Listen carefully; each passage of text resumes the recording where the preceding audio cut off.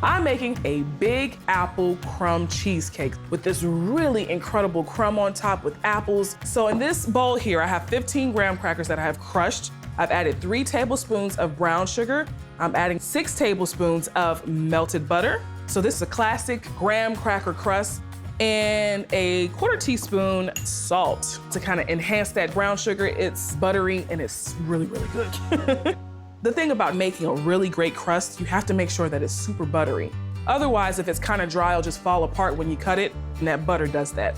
This looks great. I have a 9-inch spring-form pan sprayed with non-stick spray, and that crust will pop right out of there. Just gonna use my fingers to press the crust down evenly. There's nothing like a homemade cheesecake. Once you learn how to perfect a cheesecake, I promise you it'll become second nature, and it's something that you'll always want to do. I have my oven preheated to 350. I'm gonna bake it for 6 to 10 minutes, then get started on my apple crumb topping. For the topping, I'm adding 1½ cups of all-purpose flour, 1/2 cup of light brown sugar, a teaspoon of cinnamon, 1/2 cup of butter, that's about 1 stick, and a 1/4 teaspoon of kosher salt. Oh, I smell that cinnamon and that butter. It's a crumb, so once it bakes, it's gonna get really, really crunchy and super buttery. I'm just mixing this diced Granny Smith apple in here, and trust me, you don't have to worry about if your pieces are equal. It's all gonna go on top of this cheesecake, and it's gonna look fabulous when it comes out the oven.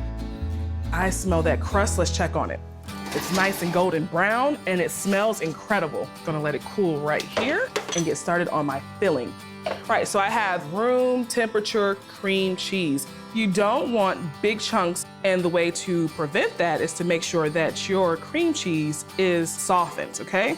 1 cup room temp sour cream, vanilla extract, about 2 teaspoons. I'm using 3 whole eggs and the yolk of 1 egg, so 4 eggs altogether, 1 at a time. And that's just to make sure that the eggs are thoroughly incorporated in your filling.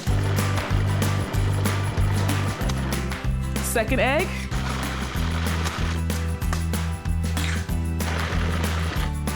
And the yolk of the 4th egg. Now I'm adding in 2 tablespoons of cornstarch and 1 cup of sugar. My crust has cooled down, and it's okay to add my filling now. I'm taking my topping, and I'm just gonna put it gently on the filling. Don't worry if some of it sinks in the middle there. Once it bakes, it'll pop right back up. I have the oven preheated to 350. I'm gonna bake it for 60 minutes. Once it's done, I'm gonna turn the oven off. Let it sit in the oven with the door cracked for an additional 60 minutes. Take it out, let it sit for about an hour in the fridge, and I promise you, you're gonna have the best cheesecake you've ever tasted.